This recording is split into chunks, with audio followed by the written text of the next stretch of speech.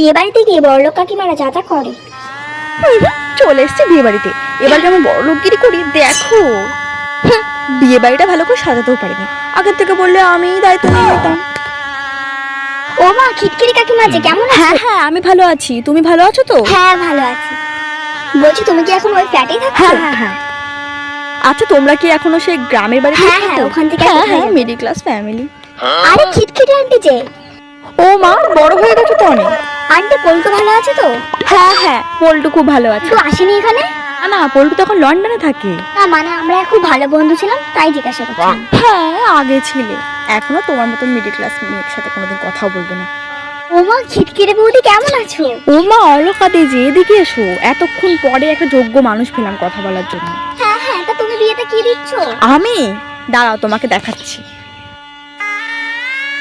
এই দেখো, আমি এই রিংটা দিচ্ছি। তুমি কি দিচ্ছ?